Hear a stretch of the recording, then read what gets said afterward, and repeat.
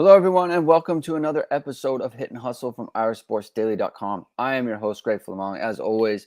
And today we have a 2023 recruiting update. If you're a member of the message board, you know that Christian McCollum updated the target list this morning with a bunch of new info that everyone's going to want to check out. If you're a member of the message board, there's a lot of good info there. There's a lot of good info on a bunch of 2024 recruits that will be on campus pretty soon on the July 26th. It's going to be a big weekend. So you're going to want to check that out. Also, I posted an interview with former Notre Dame defensive back Troy Pride. That is going up, or that has gone up over the weekend. I really think everyone should check that out. I think that's a really good interview. I think Troy gave a lot of insights into what it is to be a Notre Dame football player, what it is to be a Notre Dame football player who was not the highest on the depth chart as a freshman, and then worked his way into the lineup as a sophomore, and then a junior and senior, became a 2-year starter, fourth round NFL draft pick. Really good interview. I thought Troy was great. He did a really great job. So I think everyone's going to want to check that out. But today the main topic is going to be 2023 recruiting. I'm going to put this up from John Muir. Hit and Hustle, a great day to be an Irish fan. Absolutely, every day is a great day to be an Irish fan. John, thank you for tuning into the show. All right, so let's kick off the show. We'll talk about 2023 recruiting. Obviously, we're going to wind down a little bit, and I'm going to bring up here just the commit list that we have so far. And this is from the Irish Sports Daily website. So obviously, Keon Keeley, Peyton Bowen, Drake Bowen, dual Bowens, right? These are the commits so far. Braylon James, Rico Flores is on the list. And so right now we're going to get into the target list and who's coming up, right? So we know that wide receiver Jaden Greathouse is going to be he's going to be committing on Friday. And according to the latest intel that we got from Christian and Matt, things are looking really good for Notre Dame. This is a really big recruitment for the Irish. They've already gotten Rico Flores and Braylon James in the class. And Jaden Greathouse is one where he comes from Texas, right? So it's a huge recruiting target area for Notre Dame. They really want to get into that Texas area. This is one that I think you would have to give a ton of credit to wide receiver coach Chancey Stuckey for bringing in, being able to land, Braylon James, who's from Texas, and obviously Jaden Greathouse is from Texas as well. They were able to keep Greathouse from visiting Texas, right? That was the idea, that he was going to possibly move his commitment date or his decision date, back into the fall, visit Texas and see what Texas had to offer. Notre Dame, after his official visit in late June, they were able to say, like, hey, get him to shut down his recruitment, and he's going to make a decision. And that is a decision that I said on the last episode that I did last week, that if Jaden Greathouse was ready to pop, ready to make a decision, that was going to bode well for Notre Dame. And about an hour after I recorded, he tweeted out that he was going to make a decision on July 15th, which is on Friday, and that is looking really good for Notre Dame. As far as Jaden Greathouse, the receiver, I think that he's almost like a cross between. He's closer to Rico Flores than he is Braylon James.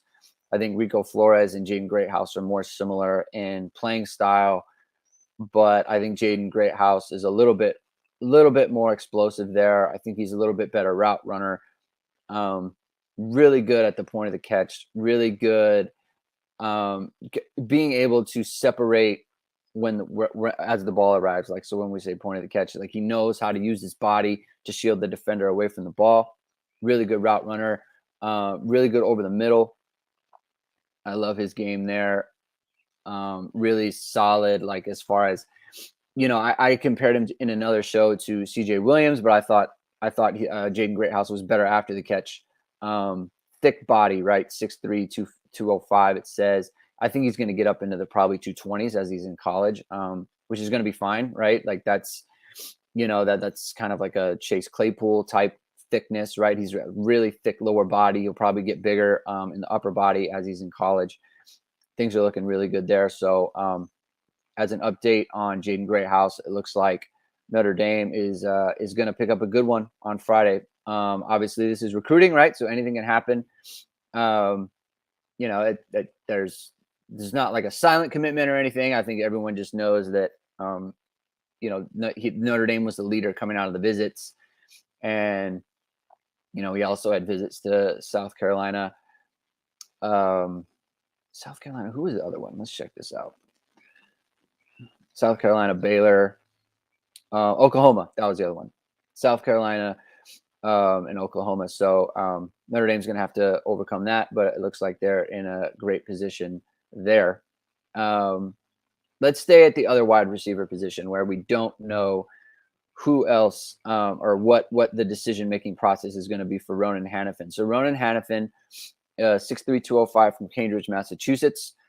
He's been a quick riser, right? I've compared his rise in the recruiting rankings. It looks similar to Kyle Hamilton, where people didn't really think much of him as a junior, right? And mid 3-star player from Cambridge, Massachusetts, right? So not the highest level of football, at least by reputation. People didn't really know what he was. Like, is he going to be a wide receiver? Is he going to be a safety? Is he going to be a rover? Like, what's his position going to be? And since the end of his junior season, he's picked up a bunch of offers, pretty famously, right, from Alabama and Ohio State. Look at Clemson. So I think he went on an official visit to Clemson. He went on an official visit to Alabama. He went on an official visit to Boston College, as well as Notre Dame. I was talking to Christian McCollum, one of our recruiting analysts over at Irish Sports Daily, and the expectation would have been that Ronan Hannafin would have committed already. They, following the Notre Dame visit, it seemed like Ronan Hannafin was going to be ready to go, with Notre Dame as a clear favorite in that sense, and then he went on the other official visits, and things have gone a little bit dark on his side, right? And normally that gives a little bit cause for concern or pause, right? Anytime you can't really talk to a player and the official visits end, it's kind of like, okay, like, so where are we at, right? Like, especially when the player has already kind of expressed an interest in getting things wrapped up prior to a senior season. So after all the official visits are done, you feel like, okay, we're gonna get a timeline for a conclusion here, and that hasn't happened, right? And I think Jamie Uyeyama talked about this on Power Hour.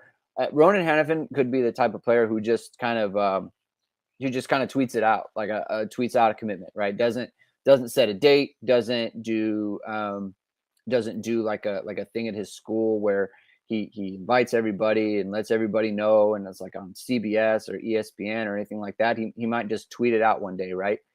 And I think a lot of the apprehension around him, or a lot of the concern that people have, is the not knowing, right? And that always, anytime there's like a gray area there, or anytime there's an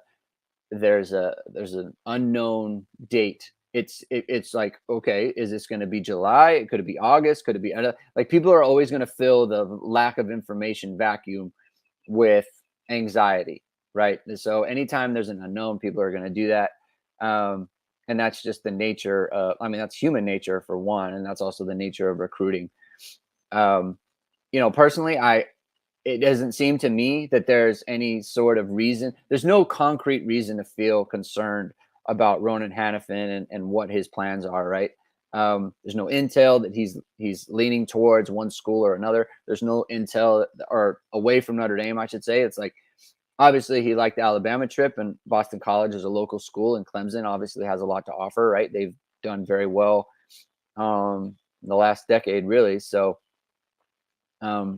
those are schools that you take seriously, and the fact that he went to see them, and a lot of guys who went on their trip, like Micah Bell, for one, went on the Notre Dame official, didn't take the other trips. The other one, Christian Gray, came on the Notre Dame official, didn't take the other trips. And people thought that might be the case with Ronan Hannifin, but that wasn't the case, right? Ronan Hannifin, he came to Notre Dame, and then he went on his trips after that, and now there's kind of an unclear date. So that's what's causing a little bit of pause, I think, for at least our staff, but nothing alarming, right? I think, if Ronan Hannifin was to announce a commitment similar to Jaden Greathouse, if he announces a commitment date anytime, I think that would be, seen as good news for Notre Dame, unless we got intel otherwise. And Notre Dame for life makes a point. Rico Flores as well. He came to Notre Dame, canceled Ohio State, canceled Georgia right after that, and made his decision. So, but that doesn't necessarily mean that it's not going to work out for him or anything like that. It's just that there's a little bit of uncertainty, and that uncertainty always makes people a wee bit nervous. So a transition off of Ronan Hannifin, and we will get into where are we here? Jaden Osbury, linebacker from Baton Rouge, famously right across the street from LSU, right? And this was one that I think way back in the spring, it was one of those things where Jaden Osbury, okay, he's visiting, all fun and games. He lives across the street from LSU. His dad is an employee at LSU. And so while he's interested in Notre Dame, like, that's just going to be a tough pull. And then you see that his brother, was same situation. He was a defensive back. He went to Auburn. So that in itself gave some, optimism, right? Like, his brother didn't go to LSU, so maybe Jaden won't. And then Jaden Osbury kept visiting Notre Dame, right? Came up in the spring a few times. Then he came back for an official visit, and I think on the official visit there was growing optimisms. We kept hearing good things. Like, he's really feeling Notre Dame. He likes what Notre Dame has to offer, and it seems like the LSU piece wasn't going to be a factor for him, and it's starting to look like Notre Dame is really trending well. And I was talking to Christian about this yesterday in prepping for this show, and he said the optimism is as high as it's ever been for Jaden Osbury. And I think that the goal right now is to get him to make a decision like they were able to with Jaden Greathouse, right? Like, if he was to make a decision anytime soon, I think that would be great news for Notre Dame. I think Notre Dame has taken the lead here, and I think that he's very intrigued with what Notre Dame has to offer. Apparently, he has a really good relationship with Al Golden. He really appreciates the X's and O's part of the game, and I think that's where Al Golden will thrive. And that relationship's gone really well. Obviously, Notre Dame has James Laurinaitis, Marcus Freeman, linebacker guys who are also on staff, and Brian Mason is also a special teams coordinator, but he also has experience with linebackers as well. So Notre Dame has so many things going for it in regards to Jaden Osbury. It's just about, can they get him to, make a decision soon, and if that happens, I think Notre Dame's in a really good spot. So, so the three players that we've gone over, right? Jaden Greathouse, Jaden Osbury, and Ronan Hannifin, I think Notre Dame's in really good position there. And one last player who they are in a good position with, that is a little bit it's a little bit harder to read, is Jeremiah Love, the athlete running back from St. Louis, Missouri, 6'1", 195, who Jamie especially has kind of compared to like a souped up version of Josh Adams, where basically Jeremiah Love, same kind of size, same kind of running style, more explosive. I mean, this is a this is a verified 4.38 40 guy, right? So he is just super explosive, great on in the slot, could play corner, right? Just a superior athlete. It's almost like Josh Adams with the CJ Procise type of skill set, right? So huge recruit. Jamie has him. I mean, this was another one who mid 3-star earlier in the cycle. Jamie had him as when he came out with his own Fab 50 as 40th, right? So he's Jamie Uyama, our football analyst, has him in the top 50 nationally, right? So Jamie thinks a ton of this player, and I do as well. And the Notre Dame offer was one that he was looking for, right? I mean, this was a big, academics were a huge part of his recruitment early on. Looking at a lot of academic programs, and when you're a high academic person and you're looking for that, and Notre Dame makes an offer, I think of all the academic programs in the nation right now, Notre Dame is on top, especially now that Stanford has struggled for the last like 4, 5, 6 years. They just haven't been able to compete with Notre Dame on the football field. And, obviously there's the Dukes and the Vanderbilts and that sort of thing. And Notre Dame's going to be right. They're going to offer the best of both worlds, right? Notre Dame is a perennial, double-digit win team, going to the playoffs, just outside the playoffs this last year.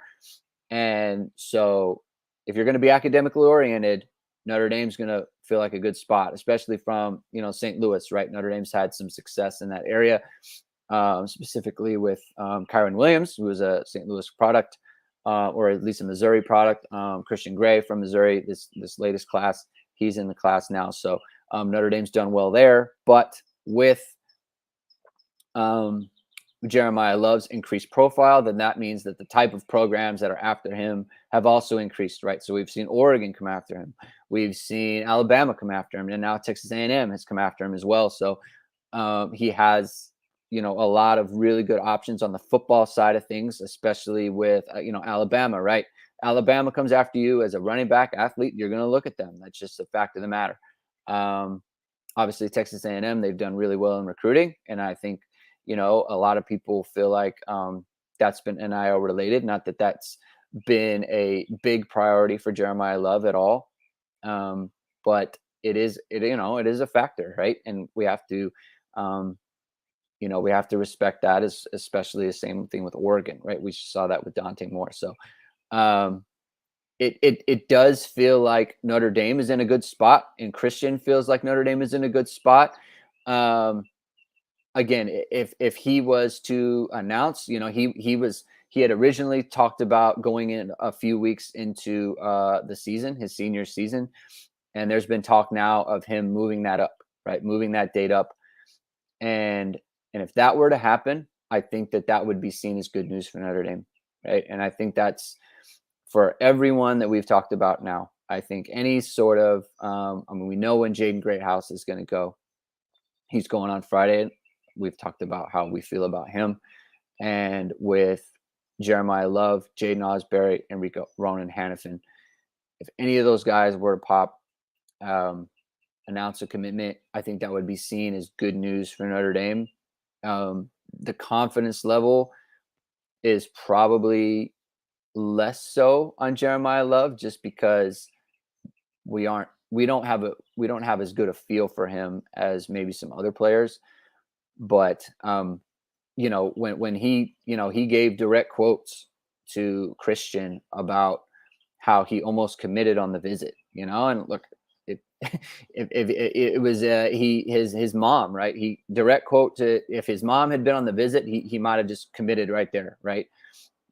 She didn't make the visit, so he wanted to wait. He wanted to consult her before making an ultimate decision. But when you are there with Notre Dame and you're close like that, that usually bodes well, right? So, Ronan Hannafin, Jaden Greathouse, Jaden Osbury, and Jeremiah Love, like that would be a solid, terrific finish to what we would consider to be the likely candidates. Those guys they're the ones who Notre Dame has been in with the longest. They're the ones who have been on the official visits. and who we feel our Notre Dame is trending the best with. So we will transition off of that, and then we will go to Caleb Downs and Samuel Mpemba. The news is not as good with those guys, and I think Caleb Downs is more of just vibes and feels than actual intel with him, because he doesn't talk as much. And Notre Dame has been in with him for a while. He's been on a few visits, right? Like 4 or 5 visits to Notre Dame, including an official visit. But it just doesn't seem like that has taken hold. And they are in the consideration of offering another safety in the 2023 class, Ben Minick, who we'll talk about. I'll go over his film a little bit, because he's someone that is going to be coming up for the visit on July 26th. And he hasn't earned his offer yet, but I think that the expectation is, if things go well on the 26th, that he will earn an offer. And he's another player who is starting to gain traction nationally. He's got a bunch of lower school visits, but then Oklahoma recently visited with Brent Venables now over there. And Notre Dame's looking at him pretty seriously. So, we'll go over his game, but I think that is a little bit indicative of where they think things are with Caleb Downs. You're making a run, right? You're making a run at him. The heaviest hitters in basically the country, right? Alabama, Georgia, Ohio State, right? So that's your competition there. He's from Atlanta, right? So there's the tie, not just to Georgia, but to the SEC, which is tough to overcome. And so it's unclear there, right? And the same thing with Samuel Mpemba. He's been linked pretty heavily to Georgia lately.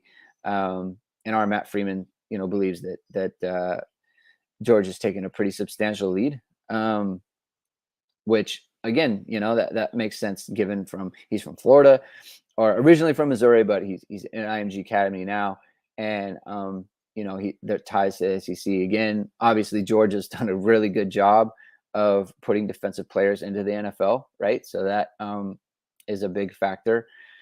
So, Notre Dame's just going to have to weather the storm. Try to get him to visit on November 7th, right? Like that is when you can make your move.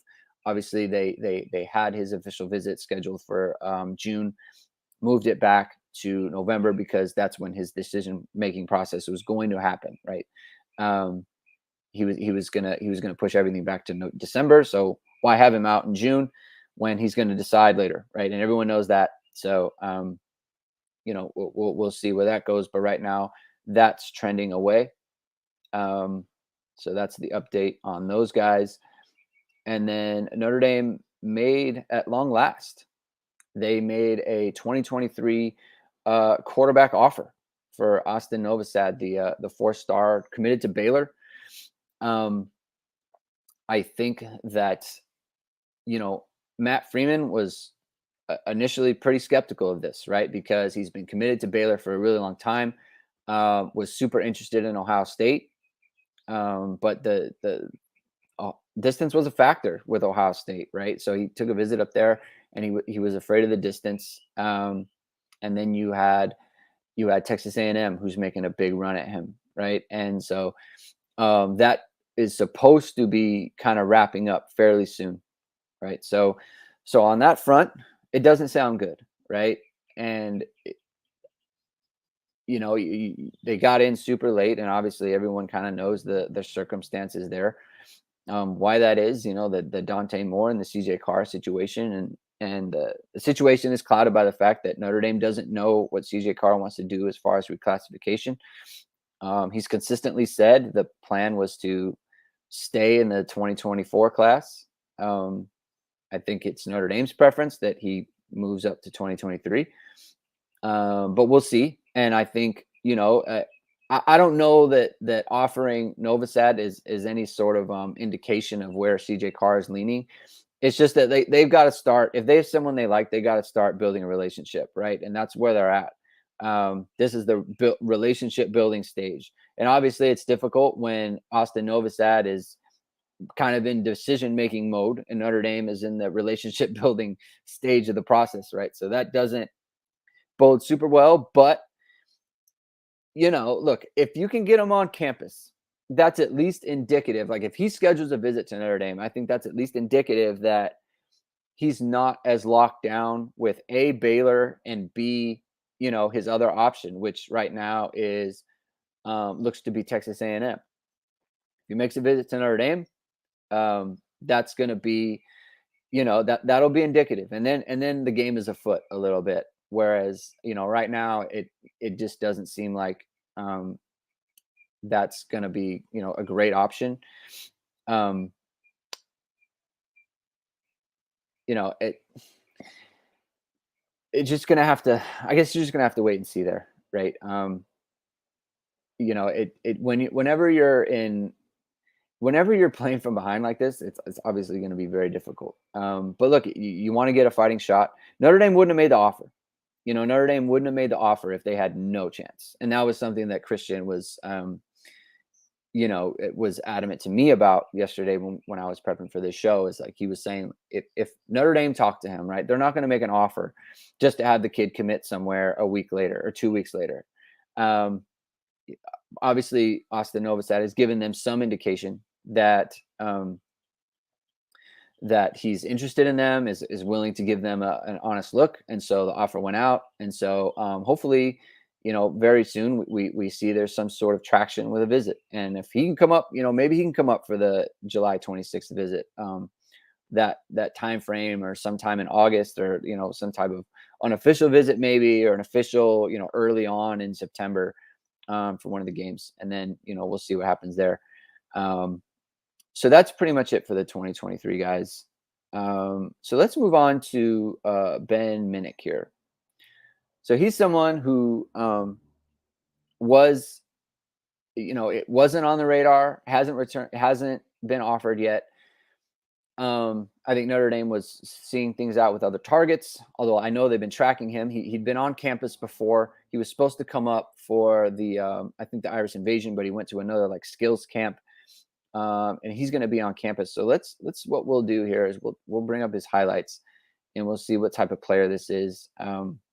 He really blew up as a recruit when he ran the 10-4. He ran a 10:47 at one of his track meets, which I want to add a little bit of context to, because that's a wind dated time, which, to be clear, I don't want to I don't want to throw shade on it or anything. It's just that I don't know that 10-4 is like his true speed, right? Like Micah Bell, when you're running multiple times that are within that range, it's like, okay, this is a true 10-4 athlete. Whereas I think Ben Minick he's a 10-4, which is wind dated, and then the next week I think he ran 11 flat. But he's got some 10-9s. He's got a 10-7 to his name, which could mean a lot of things, right? Like when you're not like a true track athlete, like you haven't been doing it for a long time, like you can see that, right? You can see times go up and down based on how you feel a certain week, or what type of warm up you got, or what type of day it is, right? Like maybe it's really cold, or maybe it's really windy, or something's going on. The times can fluctuate. He did post a 4.5 laser time, like I think it was 4.55 recently, which it goes to show, right? Like I think 4.55, like that's not like a 10-4 guy, but that's good speed. I mean, you can definitely, especially as a junior in high school, right? Like you can get down into the 4.4s, and if you're a 4.4 safety in college, you can definitely be effective. So I don't want to completely write off the fact that he ran 10-4 sometime, because look, here's the other part. 10-4, whatever, it's a windy day, that's fine, but it's windy for everybody, and he won the race, right? So we're talking about, like, I think it was a regional final, and he won the race, right? So it's one thing to run 10-4 and then like you get fifth or something. Like if you won, you won. There's no taking away from that. It doesn't matter how windy it is. So all right, let's check out his highlights, and we'll talk through that. as we go. You're going to see him playing some receiver. You're going to see him playing safety, some type of rover. Don't see 6'1". I think he's a little bit shorter than that here. You see him on the blitz, obviously coming from the backside, chase down. That's really good. Athleticism there. That looked like he was coming from almost like a rover position. Here we got him at wide receiver, running a go route. So nice little catch, ball thrown behind. This play is actually very similar to a play I saw. We saw Golden Tate do some years ago. He had a play like that on his tape. Here he is at safety. He's moving up to the slot position. Nice break up. It looks like good play there. Same thing. He's coming up on like a nickel spot. Strong safety. Coming up on the bubble screen, defeats the block. Nice play. Good instincts. Had some urgency there. You do a lot of this. Nice fill. Good urgency from the backside. Saw the gap, filled it in there. Here he is in the slot again, playing nickel. I guess some teams were looking at him. Oh, there we go. Pick 6. Oh, be careful. That he knew not to do that. He had the ball up and he put it down. He didn't want to get that taken back. Good recognition here. He's not covering this player. So he's covering this slot. Slot doesn't run a very good route. The back comes out. He jumps it. He gets a pick 6. This isn't his man. Nice recognition there. One thing I noticed about him when he runs, he's light off the ground, right? He's not a plotter. His feet are really light off the ground, and that shows good athleticism, skills, outside in, really good fill here. This is an outside in play where he's outside force, wants to make him cut back inside, cuts back inside to the help, and then he ends up making the play himself. Really good, good fill, run discipline there. Here he is taking on the blocker. Got to stay outside. Can't get him outside you. Very good. Very good play. Here he is running the bubble himself. Gets inside, defeats the man. See how he's skipping off the ground here? Gets off the ground. That shows good. Like that shows like if he is like a 10-8, 10-7 guy, like that's where it shows to me. He's really skipping off the ground. He's not a plotter. Nice play here. Nice little return. Get off that. All right, here we go at free. Single high. Love to see it. Counter. Fill the alley. There it is. So he sees the counter play, right? He sees all these pullers. So right here, he's probably looking inside here. He sees the pullers. He's going to slow play it at first, right? Because he's got to make sure he's a single high safety. But now he knows, right? We got down blocks and we got pulling. It can only be one thing. So he's got to fill the alley here. And he can't let him get outside, right? So he can't get him outside because look, this he's in man coverage here. So this man's getting run off. He's the last one, right? So he's the one who has to make this play. And so he fills. Make sure there's a hole here. So he makes sure he doesn't over pursue. You saw him hesitate a little bit. There's a hole right here. He could try to fit through. He has to make sure the running back's going to try to beat him in the corner. Beats him in the corner with his speed, makes the play. Real good job. All right, here we are in the slot. Jumps it. Great play again. Disguised it. Quarterback, I think, thought it was man. Comes off. Here we are in the slot again. Press man, defeats the block. Very good. Good toughness. Slot again. A lot of teams looking in the corner, like I said. Slot fade. Makes the play. Not the best throw, but that's okay. He was still in good position. Force him to the sideline. Here we go. Slot out. Plays the ball at the high point without really seeing it. That's a good job. Too deep here. Playing a half. Coming up. So that's going to be a later fill because when you're in too deep, you're not going to be a hard charger, right? You when you're in too deep, you have to slow play these things. So this is going to be inside run. But this is what the corner's for, and this is what this linebacker's for. So they have to be the hard force. And he's going to be the latest one off of it. And so he's going to break up late, flies up, Nice stick wrap up. Nice job. Here we are in the slot again. Covering the crosser, getting through the traffic. Boom, breaks up the play. Very good. Very good closing speed there. Here we are. Outside force again. Can't get him outside. There you go. He's a little bit, you got to be a little bit careful there. He is a little bit diving at the legs, kind of hoping. Now, that's a heck of a, that's an incredible, it's an incredible onside kick there by this guy. I mean, that's a big problem. Look at that. Got to get that guy on a college team. I don't know why that happened. All right. We're in the slot again. Lot covering the slot. Oh, not a great throw. Got to be careful. All right, here we go. Outside force again. Don't dive his legs. Ooh, see, you gotta try to defeat him. You always want to try to defeat. You want to get out here a little bit more. Someone faster, you're gonna. If you're just diving at legs, you're gonna get outrun at one of these. So, gotta improve on that. This is tough. That's good. Open the hips. That's really good, actually. So here we got single high, and he's going to open towards the slot. The slot's going to come here and come over the top. He doesn't do the speed turn, which can get you in a really bad spot. He's able to open the hips and turn and run that way. So he's going to open up here, right? Because he has to respect this action coming right here because this guy's going to run it out. He's got to respect this action, so he's got to try to beat him to the spot. Quarterback or the receiver runs a post, and he has to get back, but he does it just opening his hips. See? Gets over the top, opens the hips. That's really good. Really good position.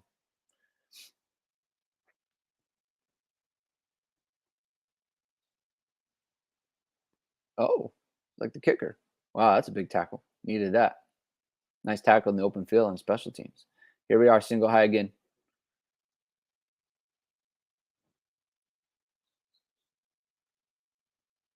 All right, let's go back, actually. All right, so we're going to get a fake run here. We're going to get an RPO. It's going to fake the power or the G scheme. Ooh. Doesn't take his head off. That's smart, right? Don't want to get yourself kicked out of the game. Nice little coverage there. In the slot here on offense. Up the seam. Nice catch. Pretty good throw. We're on offense again. This looks like some sort of scrimmage. Corner route. Track it, track it, track it. Oh, nice concentration. And this guy has no chance. See, that's good. Nice little acceleration after the catch there, right? You're bobbling the ball, not sure, and then boom. Hit the jets. Really good. Good separation there. So you see the acceleration, right? Again, not 10-4, but look if you're 10-8, 10-9, that's what that looks like. In the slot again. Little out route. Tough catch. Not open. Made the play anyway. Looks like we're going to see a jet to the boundary that Notre Dame loves to run, cuts up field, hops over somebody. So pretty good athleticism, right? I mean, this isn't one of those. I don't think this is a situation where it's like, oh, he can play offense too. I think this is definitely a defender. Let's see a couple more plays here. Here we go. Gets a little bit confused. Breaks back. Single high. Coming up. Nice open field tackle. Just got to get him down in that situation.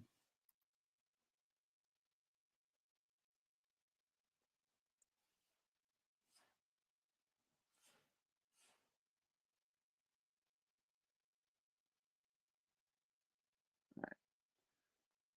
So we'll end it there. So good player. A good player for Notre Dame. I think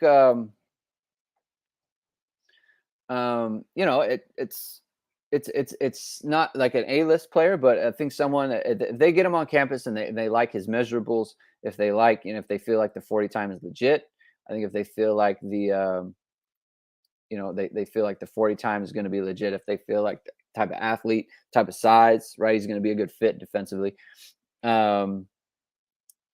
It's going to be a good player. So we'll see where that goes.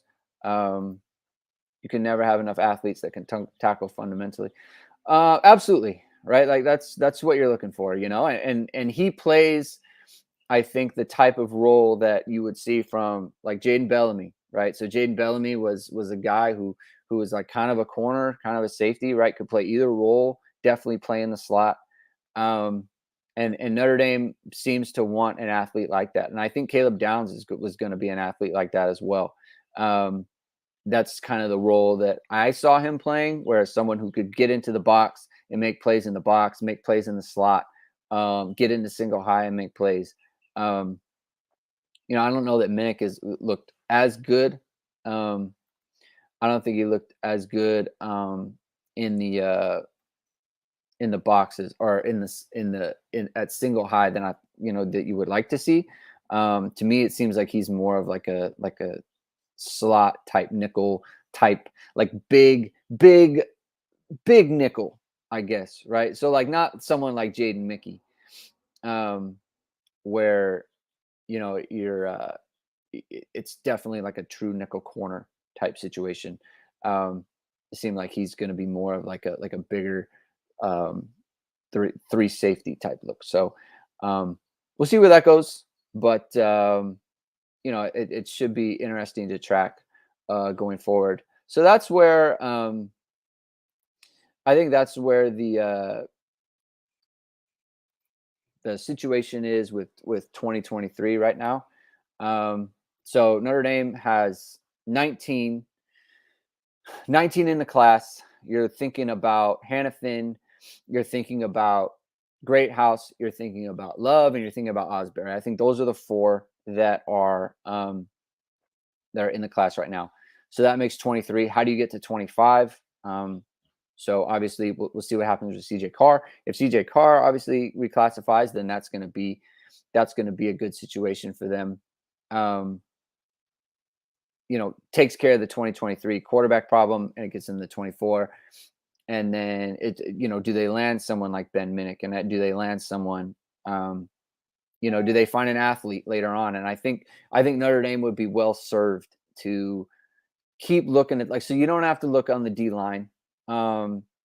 Unless you find like a specialty edge rusher, right? So you find a specialty edge rusher. I think that's where I would look. I don't think you need a big body there. Like I don't think you go looking for someone like Jason Moore. I think the kind of the hybrid 3 technique, 5 tech. I think that's I think that's out. I would just look for a pure pass rusher at this point. I would look for any sort of explosive athlete who you felt like was a good fit within the offense. I don't know that you need to go looking around at corner. I don't know that you need to go looking around at linebacker. Like if you land Drake Bowen and Jaden Osbury, and then you have Preston Zinner, who's a kind of a hybrid Viper / Will linebacker. Like I think that's fine. Running back, if they don't land Jeremiah Love, I would look there, right? If there's a late bloomer somewhere, that's where I would go, just because you already seen a bunch of injuries, right? And now you have Jadarian Price with an Achilles. You don't know how he's going to recover from that. Obviously, that leads to a lot of problems at times, and so you don't want that to happen. You don't want to be caught short, right? So if you don't land Jeremiah Love, then I think you really want to go looking for a running back somewhere. You don't want to land just one.